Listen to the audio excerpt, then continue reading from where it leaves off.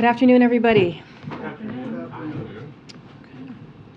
So we have big news today, and that is going to benefit as many as 30 million Americans. Starting today, hearing aids will cost thousands of dollars less than before. President Biden's executive order on competition called on the FDA to make hearing aids available over the counter without a prescription. That is now a reality. This week, retailers across the country, including Walgreens, CVS, Best Buy, Walmart, and Hy-Vee, will start selling over-the-counter hearing aids in-store and online. And adults with mild to moderate hearing loss can buy these hearing aids without a prescription, exam, or even fitting, which will lower average cost by as much as $3,000. That's thousands of dollars going back into the pockets of Americans and providing a little more breathing room in their family budgets as well. Finally, President Biden looks forward to welcoming President Herzog of Israel to the White House on October 26, a visit that underscores the enduring partnership and friendship between the United States and Israel. They will consult on key issues, including regional and global challenges of mutual concern, opportunities to deepen Israel's regional integration, and ways to advance equal measures of freedom, prosperity, and security for both Israelis and Palestinians. President Herzog will be in Washington October 25th and 26th for meetings with a range of interagency officials. With that, Darlene, want to kick us off? Yes, thank you. I wanted to start by asking, is the president aware of the comments that Donald Trump made yesterday about American Jews, basically saying that they're ungrateful and they better get their act together, appreciate what they have before it's too late? Given that the White House weighed in pretty forcefully last week to the racist comments by the Los Angeles City Council members, would the White House denounce these anti-Semitic comments by the former president as well? So Donald Trump's comments were anti-Semitic, as you all know, and insulting, both to Jews and to our Israeli allies. But let's be clear, for years now, Donald Trump has aligned with extremist and anti-Semitic figures. And it should be called out, to your point, Darlene, just like we called out our Democratic friends and colleagues last week, and we will condemn and call this out as well. So we need to root out anti-Semitism everywhere. It rears its ugly head. We need to call this out. With respect to Israel, our relationship is ironclad, and it's rooted in shared values and interests. Donald Trump clearly doesn't understand that either. Okay. Just to follow up on that, it was announced earlier today that the rapper formerly known as Kanye West wants to buy the conservative social media platform Parler. And this comes after he was kicked off of Twitter and Instagram last week for his own set of anti-Semitic comments. Is the White House or the president concerned that should this sale go ahead and that Ye be allowed to buy this platform, that it would give him another venue for anti-Semitic comments, hateful comments, with no gatekeeper, no one to say that's wrong or anything like that? So as you know, when it comes to these types of purchases or agreements, I can't speak to that.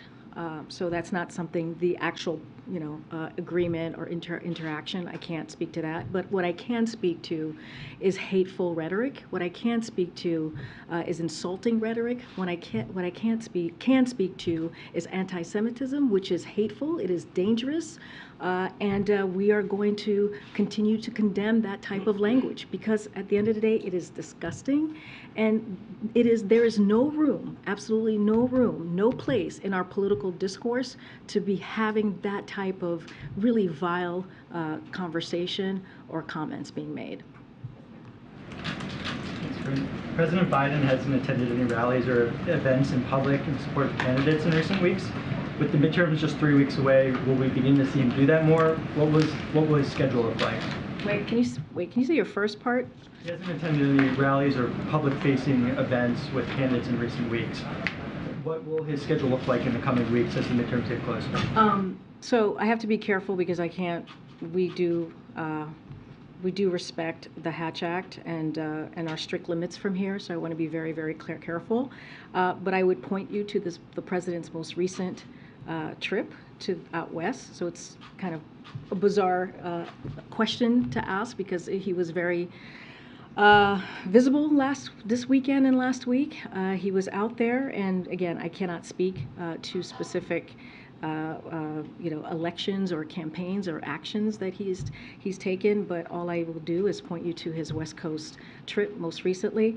As far as upcoming trips, we've announced that he's going to go to Pennsylvania. We've announced that he's going to go to Florida. He was just in Colorado, Oregon, and California, and don't have more beyond the next two trips that I have just laid out. And he's going to be out there with congressional Democrats and elected Democrats to continue to talk about how congressional Democrats and the president has delivered for the American people when it comes to lowering cost, when it comes to making sure that we're creating jobs right here in America, when it comes to what we just announced today with hearing aids. So he is proud of the work that we have done here, and he's going to continue to talk and make sure to talk about it in states and make sure that the American people hear directly from him. A lot of the places that you mentioned were private fundraisers or official events. Will we be seeing him appear alongside candidates in public? Is that intentional to not have him do stumping with these candidates and supporting his party? Again, I'm going to be very careful about what I say about ongoing elections. I am restricted here, but I will point you to Portland, Oregon. I will point you to LA, California, where he was out there with fellow Democrats talking about how we have delivered in the past 19-20 months. Will we see him in public with the trips, upcoming trips that you've mentioned with John Fetterman, Charlie Crist when he was in Florida? Will cameras be allowed into his events? Will we see him alongside these? I'm not going to go into the details of what these events are going to look like, but we were very clear when we announced Pennsylvania this week that he is going to be with Lieutenant Governor Fetterman. Thanks, Karine. Does the White House have a reaction to Russia's latest drone strikes against Kiev? Yeah, so we have talked about Russia's escalation and have been very clear about what is going to continue to happen. The most recent escalation, the United States strongly condemns Russia's missile strikes today, which continue to demonstrate Putin's brutality. As you know, President Biden and the G7 leaders met with President Zelensky last week, and President Biden also spoke with President Zelensky one-on-one the day before that G7 conversation. We are in daily touch with the Ukrainians across the administration, from the National Security Advisor to the Department of Defense and the Department of State. On Friday, we announced an additional $725 million in security package for Ukraine to provide critical needs for it to defend itself, continue to defend itself, and bravely. And last week, Secretary of Defense Austin brought together 50 defense ministers to announce more security support for Ukraine, including air defense capabilities. We will continue. We will, as we have said over the past several months, to stand with the people of Ukraine for as long as it takes. We are going to continue to work with our allies and partners. We will continue to impose costs on Russia, hold them accountable, and for its war crimes, as we've talked about. You've heard directly from the president on the war crimes piece and its atrocities, and providing Ukraine with security, economic, and humanitarian assistance. The president said on Saturday that he thought Prime Minister Truss's initial economic plan was a mistake. Her new finance minister has announced a pretty complete U-turn on those plans. Does the White House welcome that?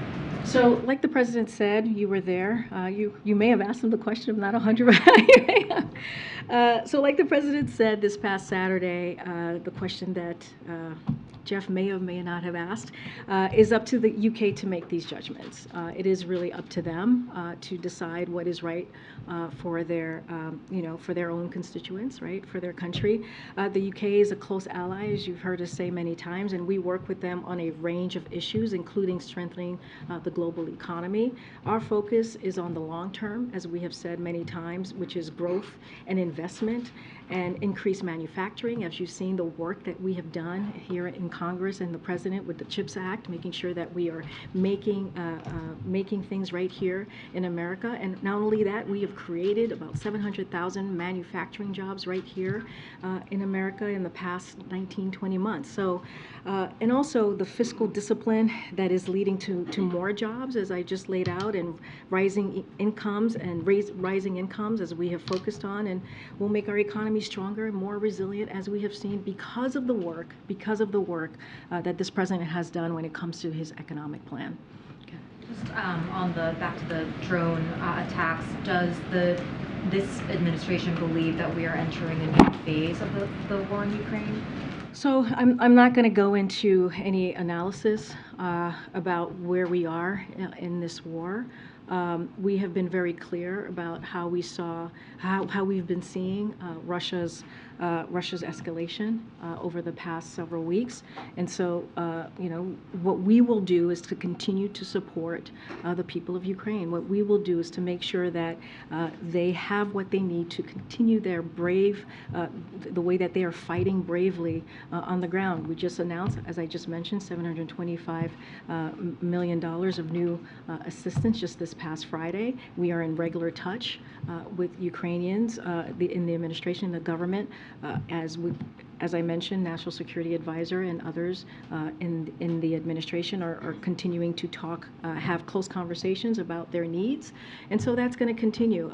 We will be in this for as long as it takes. And we've been very clear about this as well. This war can end today. This is a war that can end right now today if Vladimir Putin wants it to. This is his war. He started this war.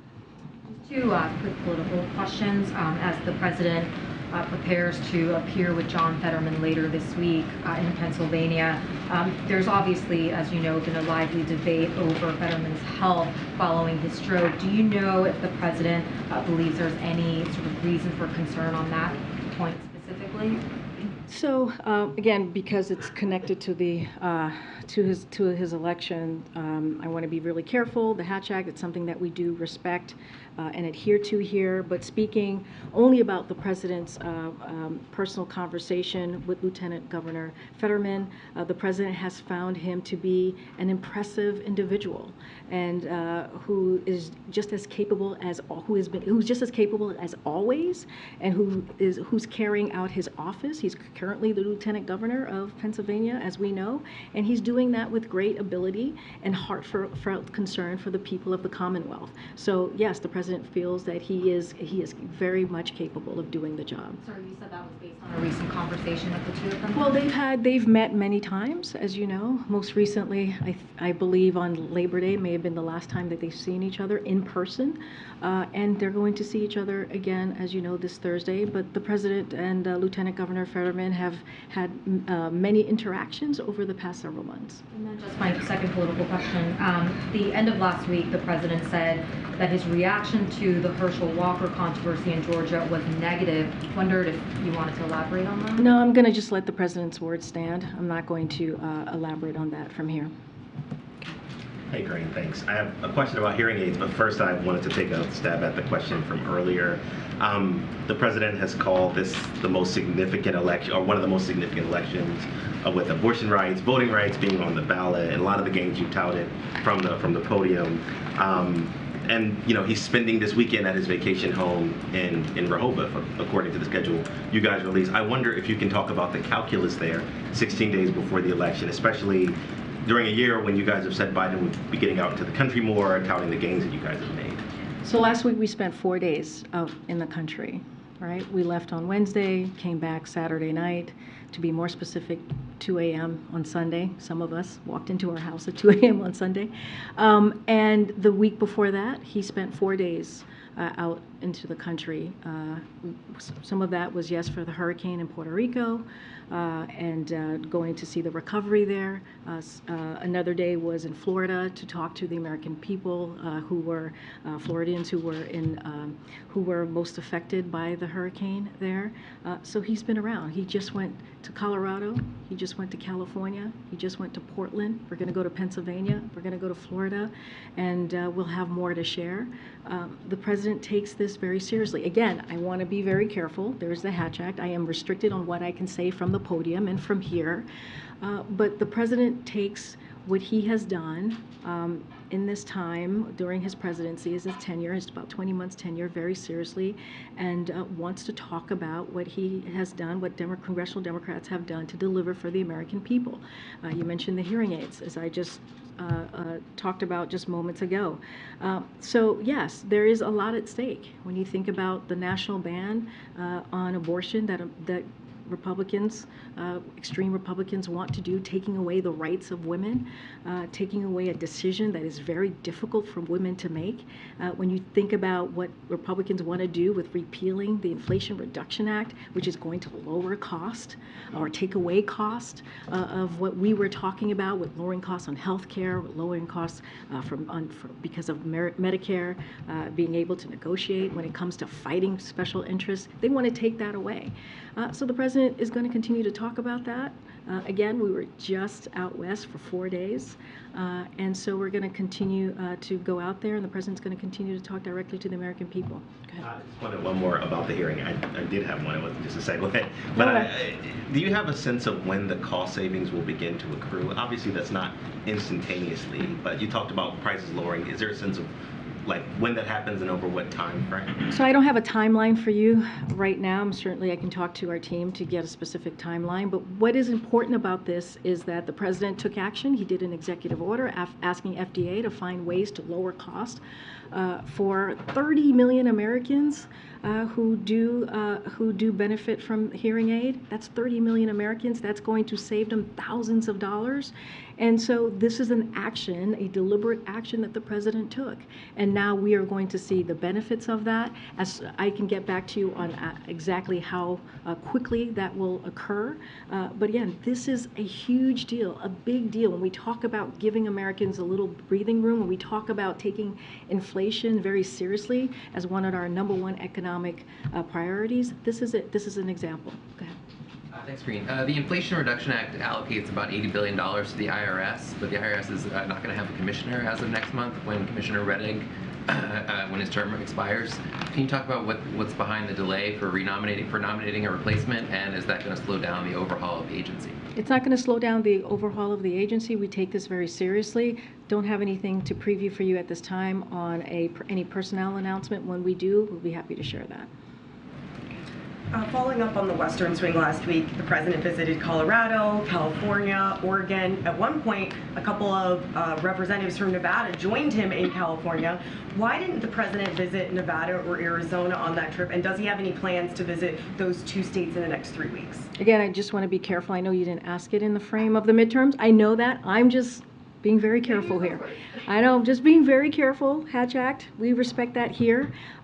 Look, you know, the president is going to get out there, as we have said multiple times, to make sure that he's talking directly to the American people about how we are delivering on our promises, delivering on how we're really taking inflation seriously, delivering on making sure that we're creating those jobs that the American people really need at this time. And so he's been on the road nonstop, and he will continue to be on the road nonstop. And you know, where he is needed, he will go. And if we have more to add to his travel, we certainly will. As you know, he's going to Pennsylvania on Thursday, and November 1st, he's going to be going to Florida. But why not Nevada and Arizona during the I just Western said, swing? if we have more to share, we certainly will. Don't have anything else to add to what I just laid out. And tomorrow he's expected to speak about abortion rights at an event in Washington, D.C. Why now is he speaking about that particular issue? What is the goal of that event tomorrow? So I'll give you a little bit of preview, but I would happily argue that the president has talked about that particular issue, Roe, and protecting women's rights, protecting the right for women to decide to make really important decision, difficult decision on her body and her health care from the beginning and even before the Dobbs decision was made. But I'll say this, again, want to be careful. I can't speak from here on tomorrow's event beyond what we put into guidance.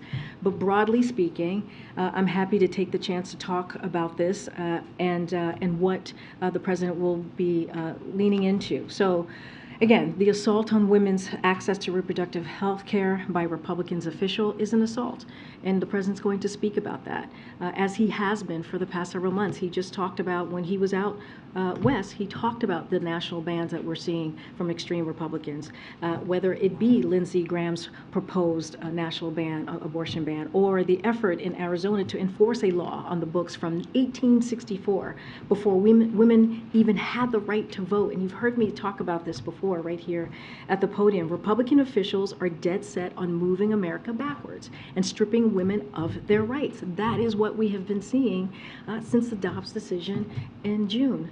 And their obsession with regulating women's bodies is not just disturbing, it's also very dangerous.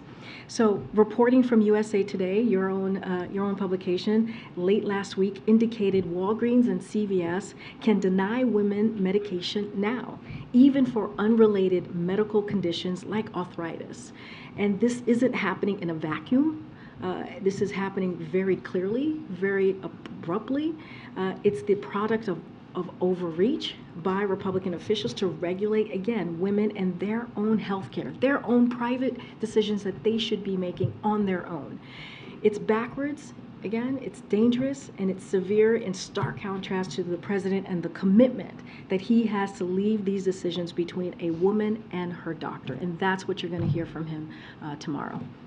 Thank you so much. Pakistan on Saturday summoned the U.S. ambassador for an explanation after the president described Pakistan as the most dangerous place in the world.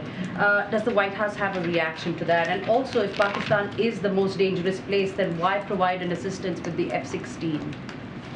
So I already spoke to this just the other day. I don't have much to add. I spoke to this on Friday when we were headed to Portland. This is something the president has said before, and I just am not going to add more to what I just laid out just a couple of days ago. Good to see you. Good to see you. Oh, welcome back. It's been a while. You've been out on the road doing things. Yes. Questions of foreign and domestic politics. First, the president's comments on the British Prime Minister are intriguing in part because he doesn't often comment on the specifics of another world leader's policies. Is there any regret from him about saying that this proposed tax cuts are a mistake? No. And when he referred to, who else was he referring to when he said he wasn't the only one who thought Truss's policies were a mistake? I don't have any other countries or names to lay out or name for you at this time. I was just curious if he was talking to world leaders, or if there was somebody in his own team who said these are a mistake. I just don't have anything else to add to that. On the political questions you've gotten, you're doing a great job of keeping the lawyers back there happy by not Thank talking you. about the Hatch Act. Yes. But it's important. Let's see where he's been in the last month. He's Okay. giving a speech tomorrow in D.C. He's given fundraisers in New Jersey, New York. He campaigned with Democratic governor candidates in Massachusetts and Maryland, and then he was in California, Oregon, and Colorado next week. Yes, he has plans to be in Pennsylvania and Florida, but behind closed doors with two of the Democratic candidates. There's a White House Office of Political Affairs. Have they been getting phone calls from candidates in some of those other states, Arizona, Nevada, Georgia, Wisconsin, Michigan, to say, we'd love to have the president come? Look, I don't have any calls to read out. We don't have any calls or personal conversations to read out. Look, the way we see it, and the president has been traveling nonstop. You did a great job laying out the places that he's been to, and he's going to continue to be on the road nonstop. That is not going to stop. As you noted, we announced that we're going to Pennsylvania and Florida. Look, he's going to go where he is needed the most. At this time, we don't have just any additional. We just don't have any additional travel to lay out for you. Again, I'm trying to be very careful here on what I can say. I am restricted at the podium because of the Hatch Act. But again, he has been traveling nonstop. You just laid out where he has gone and where he's going to be in the next couple of days, and the president is looking forward to it. He is looking forward to being out there. You all saw him just the past couple of days talking directly to the American people, having conversations, laying out his thoughts, and you'll continue to see that. One other on China. Does he have any comment on President Xi's speech to the Party Congress on Sunday and his anticipated third term? So I don't want to comment from here on any internal political process of other countries. I want to be really careful. I'm not going to comment from here. So I'm just going to leave it there. Thank you, Karine. Following up on something you said earlier, if President Biden's top domestic priority is inflation, why doesn't he have more to show for it? So the president understands, and we've talked about this many times, that inflation is an issue, high cost. Cost is an issue for the American people. And so he's been very clear about making that his #1 economic priority. And he has done the work. And he's done the work with congressional Democrats. When you think about the Inflation Reduction Act, which is going to lower the cost for our seniors, millions and millions of seniors across the country. When you think about that $2,000 cap on their own Medicare prescription, when you think about the thousands of dollars that our seniors pay a month, now that's going to be $2,000 a year. That is the work that congressional Democrats and congressional Democrats and the president has done. Republicans did not vote for that at all.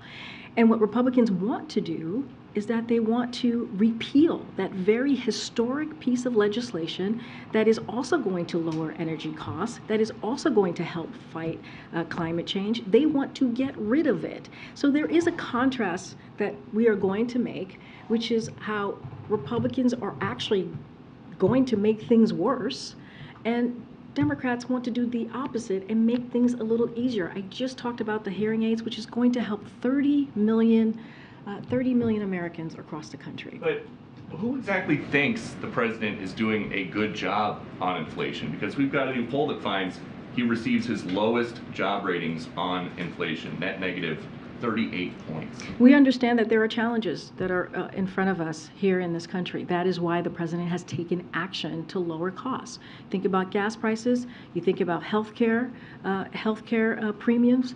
You think about Medicare, again, beating special interests so that we can lower costs, so Medicare can actually be able to lower costs for senior citizens.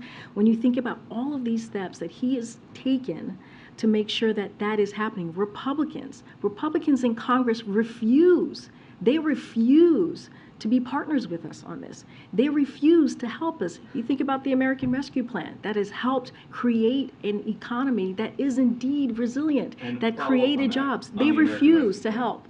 Have the president's economic advisors told him that the general consensus now is that the American Rescue Plan has contributed to inflation? Look, Secretary Yellen, who is incredibly well respected, as you know, in the economic space, has spoken to this. So I will leave her words speak to that, to the statement that you just made. Here's the thing.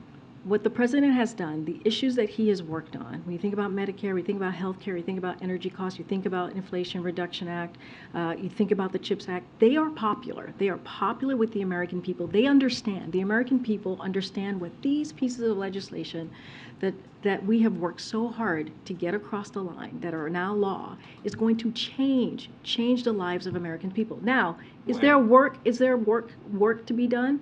There's always more work to be done, but we are taking the steps to do that. Again, congressional Republicans, they are doing nothing, absolutely nothing. They want to repeal, they want to take away the advances that we have made. Go ahead, Kelly. When the president either hears or is briefed about Senator Warnock in Georgia not saying that he would support or answering the question about would he support the president in 2024. Does he view that as disloyal to the president personally or to the administration, or does he view it as strategic in a race? Georgia's a state President Biden won in 2020, and yet as a candidate, the sitting senator would not engage on that question in a debate format. So how does the president view something like that? So again, just to be very mindful of the Hatch Act. I don't. The president's feelings Oh, about no, I this. hear the president's feelings. Here's what the president understands and he knows, is that he is the leader of the party. And he is not only that, but he is the president of the United States.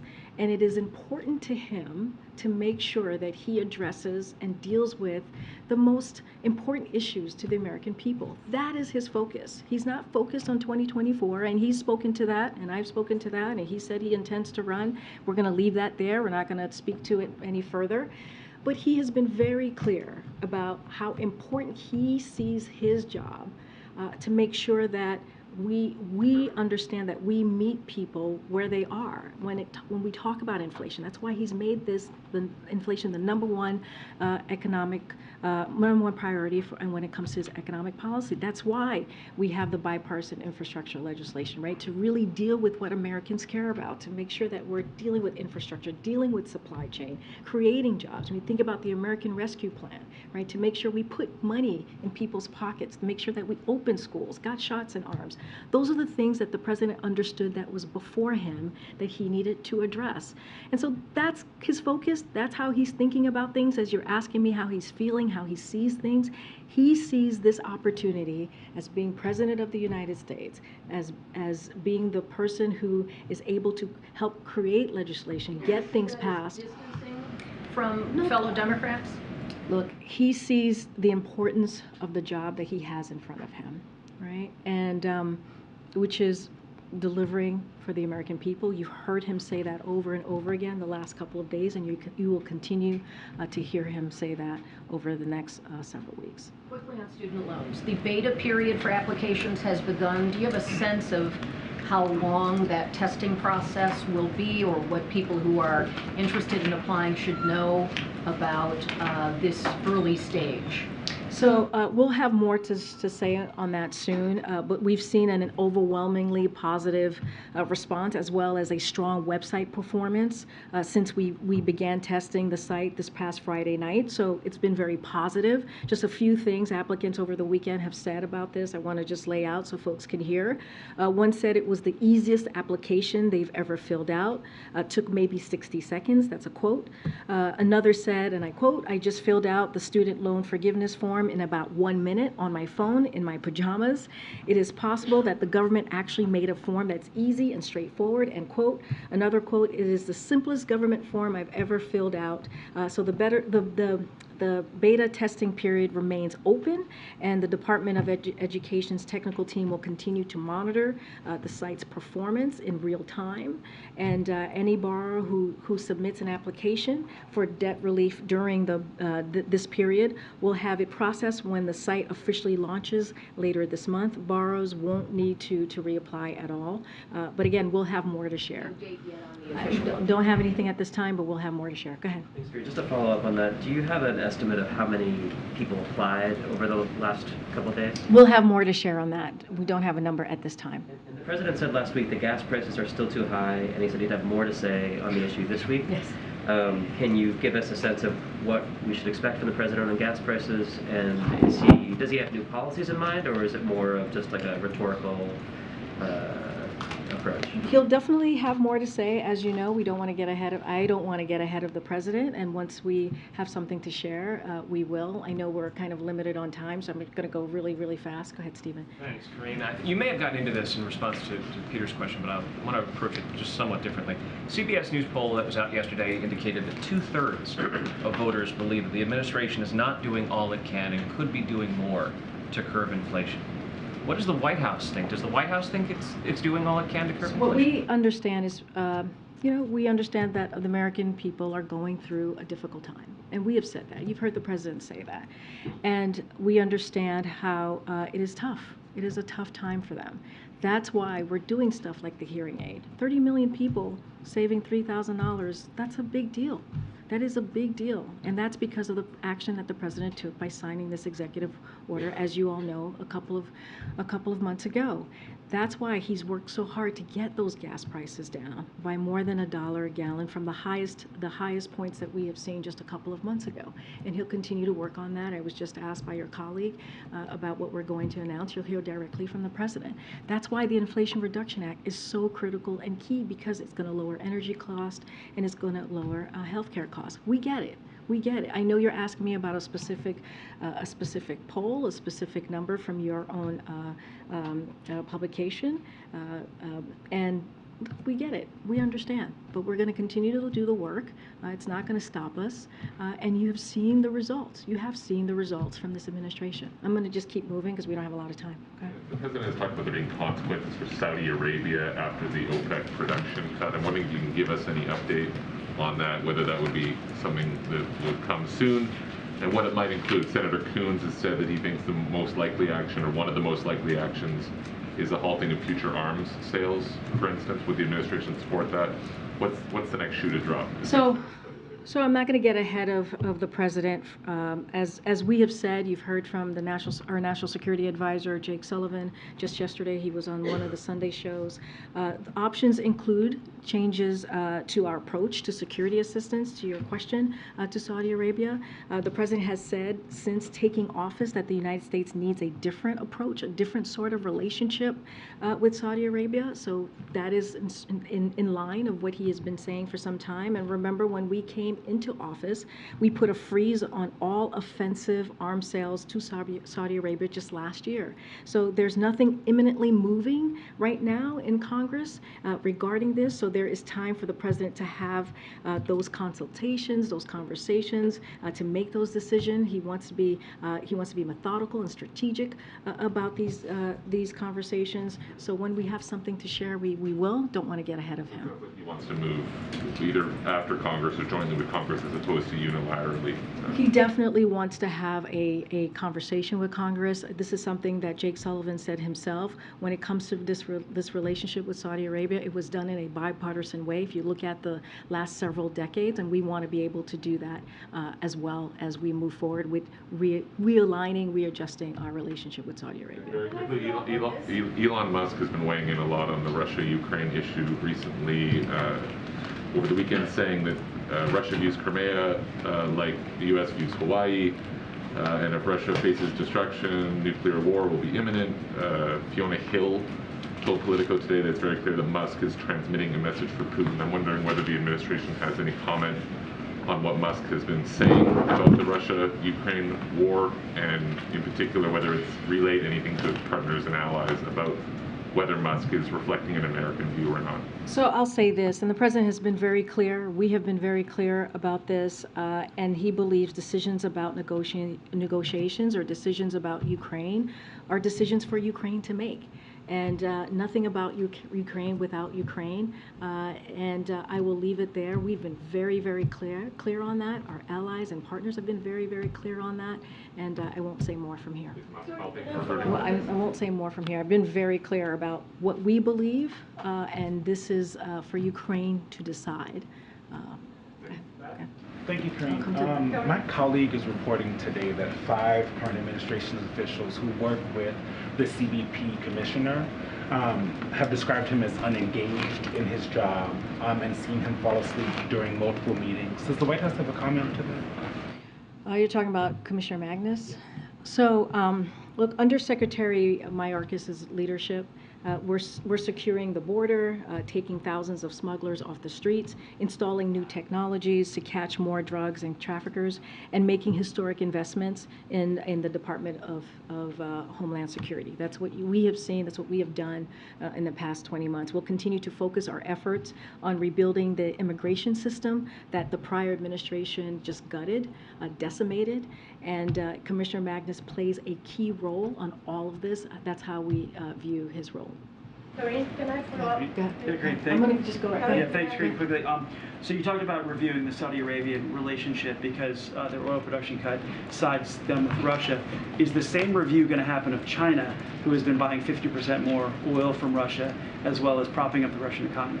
I don't have anything to lay out with you on that specific question. More than on inflation, can you give us a timeline? You've laid out eloquently what the president's been doing. Is there a timeline for when Americans can start feeling some economic pain relief? So in regards to the Inflation Reduction Act, early next year, they will see some of the pieces of that. When you think about an energy cost, when you think about the Medicare kind of benefits from that, so we'll see some movement on that early next year. But when we talk about inflation, gas prices, that's been something that's the American people have seen for the past several months, several weeks, and as costs has been coming down. And the hearing aids that I just laid out, that's something that once I have a clearer timeline, that Americans are going to see, that I'll share with you on all of that. But look, we're going to continue. 18 months ago, when the president took office, inflation and gas prices started rising. Well, 18 months ago, the president signed the American Rescue Plan more than about back in April of 2021, and that helped the American people. That helped start reopen small businesses, that helped reopen schools. That was something that was so critical to meet the moment that the American people were going through. That helped put shots in arms. That matters. That was part of the president's economy plan, right? That was part of his policy that helped us gain these jobs back. And you follow economy. You're always asking me economy questions, and we created more than 10 million jobs. That's because of what the president was able to do. So we met that moment. So you're asking me about 18 months ago. That's what was going on 18 months ago. Thousands of people were dying a day because of COVID when the president walked in. The American Rescue Plan, which is only congressional Democrats passed, did it on their own and was able to make sure that we got the country back on its feet. All right. Madam. Thank you. I have a couple of questions about the new program for Venezuelan migrants. When can Venezuelans start submitting their applications? When will that application process start? If you have any details. And also, the administration mentioned last week that there was going to be some kind of security assistance for regional partners. Do you have any details on that?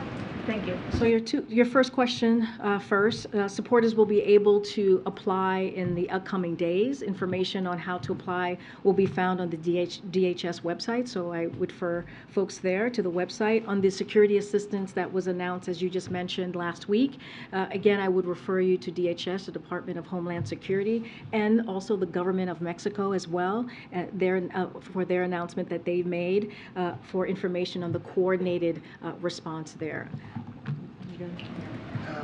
Madam, I'll take one last question. A question on Ethiopia. Thank you so much. I just have some quick questions on Iran. First of all, is the administration mulling sanctions over the use of Iranian-made drones in Ukraine, and do you believe it's a violation of UN Resolution 2231? So just very quickly, I can't speak to these specific reports, but as you know, we have been warning since July. The National Security Advisor, Jake Sullivan, was here at this very podium when he warned about this back in July, that Iran was planning to sell UAVs to Russia for use against Ukraine. We also exposed publicly that Russia has received drones from Iran, that this was part of Russia's plan to import hundreds of Iranian UAVs of various types, and that Russian operators continue to receive training in Iran on how to use these very systems. So there is extensive proof of their use by Russia against both military and civilian targets there. You've all have seen as well the reports this morning of what appear to be an Iranian drone striking downtown Kiev, yet Iran continues to lie about this. They have not been truthful about this and deny providing weapons to Russia for use in Ukraine. Meanwhile, according to these new reports, Iran is considering selling still more destructive weapons to support an invasion they claim to oppose. Now, what we're doing here, we'll continue to vigorously enforce U.S. sanctions on both the Russian and Iranian arms trade. That's what we'll do from here. Make it harder for Iran to sell these weapons to Russia, and we'll stand with our partners throughout the region against that Iranian threat. Weekend, VOA Persian got some worrying reports from human rights activists in Tehran who said that authorities at Evin prison shot at prisoners who were trying to escape the fire. Does this change anything about the White House's view on these escalating protests in Iran, and what might be the consequences of actions like that? So look, you've heard from the president directly just this past weekend when he talked about how gravely concerned he is about the intensifying violent crackdown on peaceful protesters, on the brave women in Iran and their allies, and he talked about how he's proud of how much they're fighting for their equal rights, for their basic rights. That's what we're seeing. From the Iranian civilians. The Iranian government has now killed, as you all know, more than 200 people in its crackdown, according to credible reports by human rights organizations. And we condemn the Iran authorities and that have arrested and fired at peaceful protesters, the targeted arrest of journalists, human rights activists, teachers, and cultural figures, and the continued disruption of the internet inside Iran. You have heard from us the sanctions that we have put forth through the Treasury Department, and we will have more to share when we can. Amid all of this, is the JCPOA still a priority? How is the administration keeping it top of mind? So, my colleague at the State Department spoke to this last week, and I'll just reiterate what he laid out, which is the door for diplomacy will always remain open, but as of now, we don't see a deal coming together anytime soon. Meanwhile, regardless of the nuclear talks, we will continue to confront Iran's behavior in the region, protect our troops, including with military forces when necessary, and support the brave Iranian people who are demanding for their basic rights. They are demanding for their basic rights and dignity, which this regime has long denied them. So the United States stands with Iranian women and all the citizens of Iran who are inspiring the world. You heard the president say this himself just a couple of days ago, with their bravery, and will continue to take action to impose cost on those who commit violence against peaceful protesters or otherwise seek to suppress their rights. Again, we don't see a deal coming together anytime soon. To answer the question in the back, all right, everybody, I'll see you tomorrow. Thank you. Thank you.